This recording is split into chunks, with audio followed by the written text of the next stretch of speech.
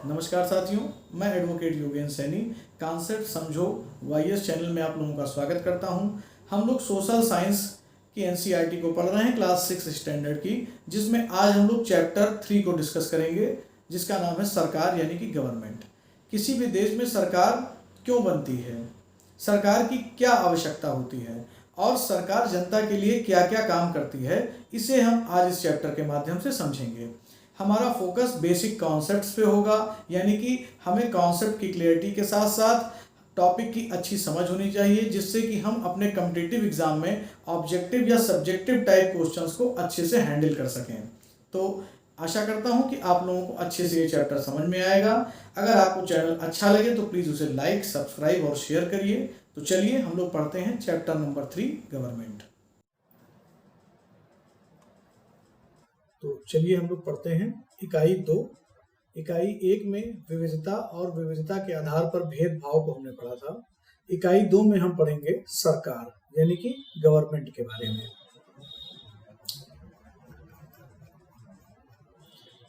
अध्याय 3 सरकार क्या है। देखिए, जैसा कि मैंने आपको पहले भी बताया था कि यहाँ पर ये जो ऊपर 4-5 लाइनों में एनसीईआरटी लिखता है, इसे हमें इसलिए देखना है जरूरी क्योंकि हमें इससे ये पता चलता है कि हमें इस चैप्टर में क्या क्या पढ़ना है। तो चलिए हम लोग देखते हैं। आपने सरकार शब्द का जिक्र कई बार सुना होगा। इस पाठ में हम यह पढ़ेंगे कि सरकार क्या है और ये हमारे जीवन में कितनी महत्वपूर्ण भूमिका निभाता है। सरकार क्या करती है और वो निर्णय कैसे लेती है, और अलग अलग तरह की सरकारें जैसे लोकतांत्रिक सरकार और राजतंत्रीय सरकार के बीच में क्या अंतर है, ये सब हमें इस चैप्टर के माध्यम से जानकारी पता चलेगी। और जैसा कि मैंने आपको बताया कि जो बेसिक कॉन्सेप्ट है, जो मूलभूत अवधारणा है, उस पर हमारा ज्यादा जोर रहेगा। अब देखिए, यहाँ पर कई तरीके से हेडिंग में दिखाया गया है। आपने प्रायः हमेशा न्यूज़पेपर्स में सुना होगा या पढ़ा होगा, सरकार के कामगारों के अधिकारों की रक्षा की मांग, बाढ़ पीड़ितों के लिए सरकार की ओर से राहत सामग्री, प्याज की दर में उछाल, सरकार ने प्याज के दाम तय किए, सर्वोच्च न्यायालय के लिए 5 और न्यायाधीश सरकार। देखिए, इन सब चीजों में आपको एक चीज कॉमन नजर आ रही है, सरकार यानी कि गवर्नमेंट के ही जो अलग अलग काम हैं, वो जो हमें न्यूज़पेपर के माध्यम से यहाँ कटिंग दे करके समझाया गया है कि जो सरकार वर्ड हमेशा हमारे आपके सामने सरकार शब्द आता है, इसे हमें समझने की जरूरत है। तो हर एक देश को विभिन्न निर्णय लेने एवं काम करने के लिए सरकार की जरूरत होती है। जैसे कोई भी दुनिया का देश हो, वो अपना निर्णय लेगा और अपने निर्णय के आधार पर अपने काम को करेगा, और इस निर्णय लेने और काम करने के लिए उसे एक सरकार की जरूरत होती है। ये निर्णय कई विषयों से संबंधित होते हैं, जैसे सड़कें बनाने के लिए नियम, स्कूल के लिए नियम, कोई चीज महंगी हो जाए तो हमें उसे कैसे कंट्रोल करना है, इसके लिए नियम, और कई सारी फैसिलिटीज जो सरकार पब्लिक को देती है उसके लिए नियम, और खुद पब्लिक भी एक नियम के तहत चले, एक रूल के तहत चले, इसको बनाने के लिए भी सरकार को ही पावर होती है कि जो एक कानून पास करता है, और उसे आप कानून कह सकते हैं, नियम कह सकते हैं, विधि कह सकते हैं, जिसके आधार पर नागरिकों को भी अपना काम करना होता है। किसी भी काम को करने के जो अलग अलग नियम है उसको हमें अनुसरण करना होता है। सरकार का काम देश की सीमाओं की सुरक्षा करना और दूसरे देशों से शांतिपूर्ण संबंध बनाए रखना भी है।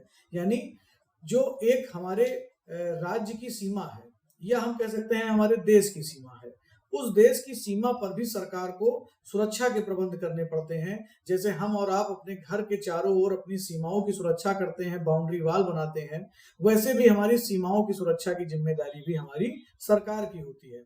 और उस सीमा के उस पार, यानी जो हमारे पड़ोसी हैं, जैसे घर के बगल में जिस पड़ोसी का घर बना हुआ है, या हम कह सकते हैं देश के जस्ट बगल से, हमारे देश के बगल से जो हमारे पड़ोसी देश हैं, उनके साथ भी मैत्रीपूर्ण यानी दोस्ताना संबंध बनाने की जिम्मेदारी भी सरकार की होती है। प्लस सरकार की जिम्मेदारी यह सुनिश्चित करना भी है कि देश के सभी नागरिकों को पर्याप्त भोजन और अच्छी स्वास्थ्य सुविधाएं मिलें। पर्याप्त भोजन के लिए जैसे आपने देखा होगा कि कम पैसे में अनाज का मिलना, या मुफ्त अनाज स्कीम जो सरकार चलाती है, जिसे गरीब और अत्यंत पिछड़े वर्ग के लोगों को जो है, जो अंत्योदय स्तर के लोग हैं उनको भी मदद दी जाती है। आपने देखा होगा सिलेंडर के माध्यम से गैस उपलब्ध कराए जाते हैं। अन्य ऐसी भी चीजें हैं जो मूलभूत आवश्यकताओं को पूरा करने के लिए सरकार उन्हें, हमारे जो भी लाभार्थी ऐसे हैं जिन्हें देना जरूरी है, उनको देती है। और प्राकृतिक विपदा, जब जैसे कोई सुनामी या भूकंप आता है तो उसमें भी सरकार मुख्य रूप से जो पीड़ित लोग होते हैं उनकी मदद करती है, सहायता करती है। हमने कई बार देखा होगा कि कई लोगों के घर गिर गए तो सरकार ने उनको मुआवजा दिया, किसी के घर में आग लग गई तो सरकार ने उसे मुआवजा दिया। यानी इन सब जो दुर्घटनाएं हैं, जो प्राकृतिक विपदाएं हैं, इनको भी इनसे पीड़ित व्यक्तियों को भी पूर्ति देना यानी क्षतिपूर्ति देना भी सरकार का ही उत्तरदायित्व है। अब न्यायालय भी सरकार का ही अंग है। अभी हम इसमें आगे सरकार के अंगों के भी बारे में चर्चा करेंगे, जैसे कार्यपालिका, विधायिका और न्यायपालिका, तो जिसमें से न्यायालय भी सरकार का एक अंग है। शायद आपको यह जानकर अचरज हो रहा होगा कि सरकार इतना सब कुछ कैसे कर पाती है और सरकार के लिए इन कामों को करना क्यों जरूरी है। जब लोग इकट्ठा रहते हैं और काम करते हैं तो कुछ हद तक एक व्यवस्था की जरूरत होती है। यानी कि जब हम एक साथ काम कर रहे हैं तो हमें कोई नियम चाहिए, कोई रूल चाहिए जिसके तहत हम काम करें, जिससे आवश्यक निर्णय लिए जा सकें।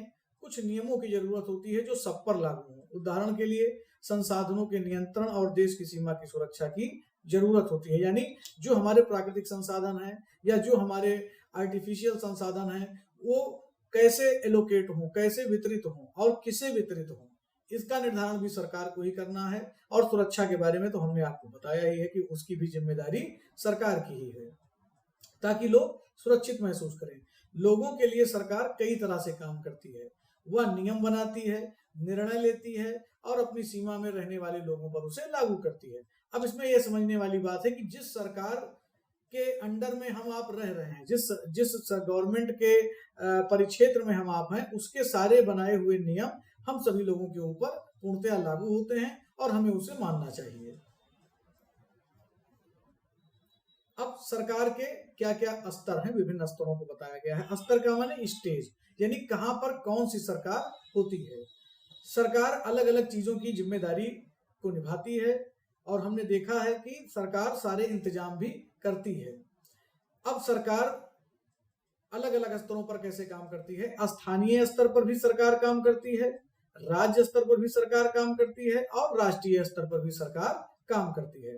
स्थानीय स्तर का मतलब, जिसमें पहला है स्थानीय स्तर, इसका मतलब है कि हमारे गांव, शहर या मोहल्ले में जो हमारी सरकार बनी है, जिसे हम गांव की सरकार कहते हैं या शहरों की सरकार कहते हैं, जिसे गांव में इलेक्शन होता है प्रधानी का, जिसे हम लोग कहते हैं, जिसमें प्रधान चुने जाते हैं, बीडीसी सदस्य चुने जाते हैं और ब्लॉक प्रमुख चुने जाते हैं। और शहरों में इलेक्शन होता है जिसमें वार्ड मेंबर चुने जाते हैं, नगर पालिका अध्यक्ष चुने जाते हैं और मेयर चुने जाते हैं। तो उनकी जिम्मेदारी अपने एरिया तक सीमित है, यानी कि कोई गांव की सरकार है तो वो अपने गांव के विकास के लिए, जो उसके चुने हुए प्रतिनिधि हैं वो अपने गांव के विकास के लिए काम करेंगे। जो शहर के चुने हुए प्रतिनिधि हैं शहरी क्षेत्र में, वो शहर के विकास के लिए काम करेंगे। दूसरा आता है राज्य स्तर। राज्य स्तर का मतलब है जो पूरे राज्य को ध्यान में रख करके जो भी नियम बनाए जाएं। जैसे हरियाणा तथा असम की सरकारें पूरे राज्य में काम करती हैं। जो भी सरकार होती है वो एक राज्य की सरकार अपने पूरे एरिया के लिए, यानी अपने टेरिटरी के लिए वो पूरे नियम कानून बनाती है और वो पूरे उस राज्य में लागू होते हैं। यानी हम कह सकते हैं कि वो राज्य स्तर पर गवर्नेंस दे रही है, यानी कि शासन दे रही है। तीसरा आता है राष्ट्रीय स्तर की सरकार। राष्ट्रीय स्तर की सरकार का मतलब ऐसी सरकार जो पूरे देश में फैली हो, यानी कि जिसे हम केंद्र सरकार कह सकते हैं। हर एक देश की एक सरकार होती है जो केंद्र सरकार होती है और उस देश के अंदर जो छोटे छोटे भूभाग होते हैं जिन्हें राज्यों में बांटा गया है, जो राज्य होते हैं उनकी राज्य सरकारें होती हैं। और उस राज्यों में जो छोटे छोटे जिले होते हैं, जो अलग अलग जिले होते हैं, उन जिलों के स्तर शहरी क्षेत्र में और ग्रामीण क्षेत्र में, जिसे हम निकाय इलेक्शन कहते हैं, निकायों में जो सरकार बनती है उसे हम कह सकते हैं कि वो स्थानीय स्तर की सरकार है, लोकल स्तर की सरकार है। अब हम आगे देखेंगे सरकार एवं कानून। सरकार कानून बनाती है और देश में रहने वाले सभी लोगों को वे कानून मानने होते हैं। केवल यही वह तरीका है जिससे सरकार काम कर सकती है। सरकार के पास जैसे कानून बनाने की ताकत होती है, वैसे ही यह ताकत भी होती है कि लोगों को कानून मानने के लिए बाध्य करे। देखिए, आपको पता है जैसे विधानसभा है और विधान परिषद है, तो ये दोनों मिलकर के कई राज्यों में केवल विधानसभा है, विधान परिषद नहीं है, तो उस केस में विधानसभा द्वारा पारित विधि ही, आदेश ही जो है, जो उसे पारित उसने कैबिनेट से किया है, उसी को हम कानून मान के उस पूरे राज्य में लागू करेंगे। तो जैसे सरकार के पास अपने नियम बनाने की शक्ति है, वैसे उस नियम को लागू कराने की भी शक्ति है। जैसे यदि कोई व्यक्ति ट्रैफिक के किसी नियम को तोड़ रहा है, हेलमेट नहीं पहन रहा है या सीट बेल्ट नहीं लगा रहा है, तो जो सक्षम अधिकारी है वो उसका चालान करेंगे और उसको दंडित करेंगे, ताकि आइंदा से वो ऐसा काम ना करे और सरकार द्वारा, यानी राज्य सरकार द्वारा बनाई गई नियमों का वो पालन करे। तो हमने ये देखा कि सरकार ने नियम भी बनाया और सरकार ने उसके पालन को भी पालन भी करवा लिया, और पालन करने से जो व्यक्ति मना कर रहा है उसको उसने फाइन के माध्यम से दंडित भी किया। इसमें एक उदाहरण भी दिया गया है कि गाड़ी चलाने वाले के पास लाइसेंस होना चाहिए, और वही जो मैंने आपको बताया कि लाइसेंस नहीं है तो सक्षम अधिकारी, जो भी कंसर्निंग अथॉरिटी होगी, वो आपको उसके लिए जुर्माना भी करेगी और जेल भी आपको जाना पड़ सकता है। सरकार जो कार्रवाई कर सकती है, उसके अलावा अगर लोगों को लगे कि किसी कानून का ढंग से पालन नहीं हो रहा है, तो वे भी कुछ कदम उठा सकते हैं। उदाहरण के लिए, अगर किसी व्यक्ति को यह लगे कि उसको उसके धर्म या जाति के कारण किसी नौकरी में नहीं लिया गया, तो वो न्यायालय जा सकता है और यह दावा कर सकता है कि कानून का पालन नहीं हो रहा है। यानी कि अगर कहीं आपको, जो हमने पिछले चैप्टर में पढ़ा, भेदभाव, एक विविधता है, एक भेदभाव है, अगर कहीं आपके साथ भेदभाव हो रहा है कास्ट के आधार पर या किसी और कारण से, आर्थिक आधार पर, तो आप अपनी समानता के लिए, यानी अपने राइट को पाने के लिए, अपने अधिकार को पाने के लिए न्यायालय की शरण में जा सकते हैं कि देखिए साहब, समानता का अधिकार है और हमें भी मौका मिलना चाहिए, और हमें इस कारण से, इस वजह से, या फला व्यक्ति हमें इस मौके को लेने से रोक रहा है, तो न्यायालय आपकी मदद भी करेगा। सरकार के प्रकार, सरकार को निर्णय लेने और कानून का पालन करवाने, यानी उन्हें बाध्य बनाने की शक्ति कौन देता है, यानी सरकार के पास ये पावर आती कहां से है, आखिर सरकार कैसे बनती है, ये चीज हमें जानना है। उस देश में सरकार वैसी ही होती है जैसा कि उसके लोग उस सरकार को बनाना चाहते हैं। लोकतंत्र में तो लोग ही सरकार को यह शक्ति देते हैं। जब हम डेमोक्रेसी की बात करते हैं, लोकतंत्र की बात करते हैं, तो सरकार कौन बनाता है? सरकार बनाते हैं उस डेमोक्रेसी में, यानी उस लोकतंत्र में रहने वाले लोग ऐसा चुनाव के माध्यम से करते हैं, यानी इलेक्शन हमारे यहाँ होते हैं और इलेक्शन के माध्यम से हम चुनाव संपन्न होने के बाद जिसे हम अपना वोट देते हैं, और जो मेजॉरिटी में वोट पाता है, जिसकी सीट ज्यादा होती है, उसे सरकार के रूप में काम करने का मौका मिलता है। लोकतंत्र में सरकार को अपने निर्णयों एवं उठाए गए कदम के आधार पर बताना होता है और सफाई देनी होती है। यानी जब एक बार सरकार बन गई, हमने जिसको मत दिया और जिसने बहुमत प्राप्त किया, उसकी सरकार बन गई, तो सरकार बनने के बाद अब ऐसा नहीं है कि सरकार कुछ भी कर सकती है। सरकार की जिम्मेदारी और जवाबदेही किसके प्रति है? जनता के प्रति है।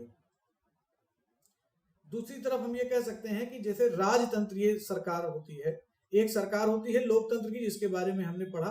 अब हम पढ़ेंगे राजतंत्रीय सरकार के बारे में। इसमें जो निर्णय लेने का अधिकार, जो कानून बनाने का अधिकार है, वो एक राजा और रानी के पास होता है।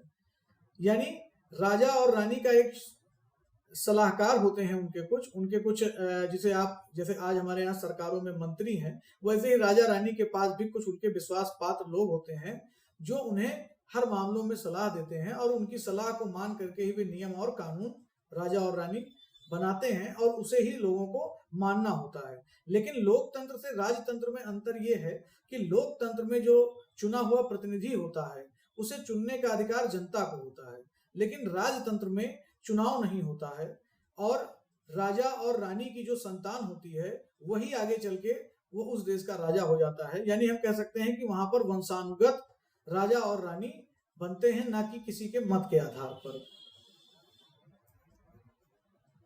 लोकतंत्र के समान राजतंत्र में राजा या रानी को अपने निर्णय के आधार नहीं बताने पड़ते। ये बहुत इंपॉर्टेंट चीज है। जैसे अभी हमने समझा कि लोकतंत्र में जनता के प्रति सरकार जवाबदेह होती है, लेकिन जब राजा और रानी को जनता ने नहीं चुना, तो राजा और रानी को अपने लिए गए निर्णय का आधार बताने का, या मान लीजिए कभी वो कोई ऐसा नियम लागू करते हैं जो नियम लोगों के विपरीत है, तो उसका रीजन बताने का या उसके बारे में कोई स्पष्टीकरण देना राजा और रानी के लोकतंत्र में, यानी जिसे हम राजशाही भी कह सकते हैं, उसमें संभव नहीं है और वो किसी भी तरीके से अकाउंटेबल नहीं होते हैं। लोकतांत्रिक सरकार क्या है, अब हम इसको पढ़ेंगे। भारत एक लोकतंत्र है। लोकतंत्र की मुख्य बात यह है कि लोगों के पास अपने नेता को चुनने की शक्ति होती है। देखिए, ये बहुत ही इंपॉर्टेंट पॉइंट है। जो नेता है, चाहे हमारे देश का प्रधानमंत्री हो, चाहे मुख्यमंत्री हो, चाहे किसी राज्य का या किसी जिले का सांसद या विधायक हो, इन सबको चुनने का अधिकार किसे है? जनता को है। कुछ मामलों में हम ये कह सकते हैं कि कुछ पदों पर हम डायरेक्ट चुनाव न करके हम प्रतिनिधित्व प्रणाली का आधार लेते हैं। इसे हम आगे के क्लासेस में समझेंगे। यहाँ अभी उसे समझाने पर थोड़ा सा समय ज्यादा लग सकता है, इसलिए केवल हमें यहाँ यही समझना है कि लोकतंत्र में हमारे पास अपने सरकार को बनाने की, अपने सरकार को चुनने की शक्ति होती है। इसलिए एक अर्थ में लोकतंत्र लोगों का ही शासन है। जैसा कि अब्राहम लिंकन ने भी कहा है कि लोकतंत्र जनता का, जनता द्वारा जनता के लिए ही शासन है। लोकतंत्र का मूलभूत विचार यह है कि लोग नियमों को बनाने में भागीदार बनकर खुद ही शासन करें। यानी नियमों को कौन बना रहा है? अब हम आप संसद की बात अगर करें तो संसद में जो हमारे चुने हुए सांसद महोदय हैं, वो प्रस्ताव लाते हैं और नियम और कानूनों को लाते हैं बना करके, और जब बहुमत से उसे लोकसभा और राज्यसभा में पारित कर दिया जाता है और राष्ट्रपति महोदय का उस पर दस्तखत हो जाता है, तो हम ये कह सकते हैं कि उनके हस्ताक्षर के बाद वो कानून बन जाता है। लेकिन उस कानून को बनाने वाले जो सांसद वहां पर मौजूद हैं, वो किसके द्वारा चुने गए हैं? तो वो हमारे द्वारा चुने गए हैं, यानी जनता के द्वारा चुने गए हैं। यानी जनता ही खुद अपने प्रतिनिधियों के माध्यम से कानून बना रही है और उसी कानून को सबको फॉलो करना है, यानी सबको अनुसरण करना है। लोकतांत्रिक सरकार को प्रायः प्रतिनिधि लोकतंत्र भी कहते हैं। जैसा कि हमने कहा, क्योंकि वो हमारे चुने हुए प्रतिनिधि हैं, वही नियम कानून बना रहे हैं, तो वो प्रतिनिधित्व लोकतंत्र कहलाता है। इसलिए आप इसको ध्यान दें कि अगर कहीं प्रतिनिधित्व लोकतंत्र आता है तो वो भी हमारे लोकतंत्र का ही भाग है, जिसे हम लोग समझते हैं। प्रतिनिधित्व लोकतंत्र में लोग सीधे भाग नहीं लेते, बल्कि चुनाव की प्रक्रिया के द्वारा अपने प्रतिनिधि को चुनते हैं। ये प्रतिनिधि मिलकर सारी जनता के लिए निर्णय लेते हैं, जैसा कि मैंने आपको पहले बताया संसद का उदाहरण। आजकल कोई भी सरकार अपने आप को तब तक लोकतांत्रिक नहीं कह सकती जब तक वह देश के सभी वयस्क नागरिकों को वोट देने का अधिकार न देते। अब समझिए इस चीज को कि हमें वोट देना है और वोट से ही हम अपने सांसद और विधायक को चुनेंगे और वही विधानसभा और लोकसभा में जा करके नियम बनाएंगे, ला बनाएंगे। अब अगर हमें चुनाव का मौका ही ना दिया जाए, यानी हमें इलेक्शन में वोट डालने का मौका ही ना दिया जाए, तो क्या हम ऐसी सरकार बना सकते हैं जो हमारे द्वारा चुनी गई है? लेकिन एक समय ऐसा था जब लोकतांत्रिक सरकारें औरतों और गरीबों को चुनाव में भाग नहीं लेने देती थी। हमने संविधान में, पॉलिटी में भी पढ़ा है, जैसा कि हम आपको आगे की क्लासेस में बताएंगे, कि कुछ चुने हुए लोगों को ही वोट देने का अधिकार था, जिसमें जो व्यक्ति गरीब है और कुछ महिलाएं हैं, उन्हें वोट देने का अधिकार नहीं था। शुरुआती दौर में सरकारें केवल उन्हीं पुरुषों को वोट देने का अधिकार देती थी जो पढ़े लिखे होते थे और जिनके पास संपत्ति होती थी, यानी सबको कॉमन रूप से जाके वोट डालने का अधिकार नहीं था। औरतों, गरीबों और अशिक्षितों को वोट देने का अधिकार नहीं था, यानी जो लेडीज हैं और जो गरीब हैं और जो अशिक्षित हैं, यानी पढ़े लिखे नहीं हैं, उनको वोट देने का अधिकार नहीं था। इसमें गांधी जी ने 1931 में यंग इंडिया पत्रिका में भी अपने लिखा है कि मैं यह विचार सहन नहीं कर सकता कि जिस आदमी के पास संपत्ति है वो वोट दे सकता है। अब देखिए, तो ये बात थोड़ी अटपटी सी लगती है कि जब हम कह रहे हैं कि सबकी सरकार है, सरकार सबके लिए है और सबने मिलके चुना है, तो अगर उसमें हमारे वोट का प्रतिनिधित्व नहीं होगा, यानी हमें मताधिकार का प्रयोग करने की शक्ति नहीं दी जाएगी या मताधिकार प्रयोग नहीं करने दिया जाएगा, तो क्या ये सरकार सबकी है? ये सेंटेंस बिल्कुल सही उतरेगा? उसी पर विरोध करते हुए गांधी जी ने अपनी भाषा में लिखा है, अपने कमेंट में लिखा है अपनी पुस्तक यंग इंडिया में, कि मैं इस विचार से सहमत नहीं हूं कि जिस आदमी के पास संपत्ति है उसे ही वोट देने का अधिकार है, लेकिन वह आदमी जिसके पास चरित्र है पर संपत्ति या शिक्षा नहीं है वह भी वोट नहीं दे सकता है, या जो दिन भर अपना पसीना बहाकर ईमानदारी से काम करता है वह वोट नहीं दे सकता, क्योंकि वो आदमी गरीब होने का गुनाह किया है। अब देखिए, गरीब होना, अशिक्षित होना, ये हम पिछले चैप्टर में पढ़ चुके हैं कि ये असमानता है, ये विविधता है, और ये विविधता का एक पहलू हो सकता है। धार्मिक रूप से किसी को मना आप कर दीजिए कि आप वोट मत दीजिए, शैक्षणिक रूप से वो पिछड़ा है इसलिए वो वोट ना दे, तो ये क्या है, ये असमानता है और इस असमानता को दूर करना चाहिए। इसमें एक उदाहरण दिया गया है कि यूरोप और अमेरिका में भी महिलाओं और गरीबों को सरकार के कार्यों में भागीदारी के लिए संघर्ष करना पड़ा, यानी वहां भी पहले ये सिस्टम लागू नहीं था और बाद में एक सरफरेज मूवमेंट हुआ, उसमें फिर वोट देने का अधिकार उन लोगों को मिला। इसे वन लाइनर क्वेश्चन में आप लोग याद कर सकते हैं। सरफरेज मूवमेंट के बारे में मैंने हाईलाइट कर दिया है। अमेरिका में औरतों को वोट देने का अधिकार 1920 में मिला, जबकि इंग्लैंड की औरतों को यह अधिकार कुछ सालों बाद 1928 में मिला। अब देखिए, थोड़ा सा आप बैक में जाइए। हमने अभी पिछले चैप्टर में पढ़ा था भेदभाव, यानी महिला और पुरुषों में भी लोग भेदभाव करते हैं इसलिए कि महिलाएं कमजोर होती हैं, इमोशनल होती हैं। अब क्या ये आधार मान लिया जाए और इसके आधार पर उन्हें वोट देने के अधिकार से वंचित कर दिया जाए?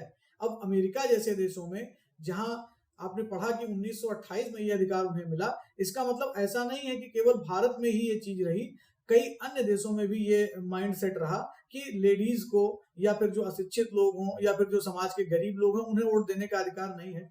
शायद इसके पीछे ये मंशा रही हो कि ये लोग वोट देने के महत्व को समझ नहीं पाएंगे और इनके द्वारा ऐसे लोगों को वोट दे दिया जाएगा जो लोग गलत हों या जो राजनीति में बहुत ज्यादा अच्छा काम ना कर पाए।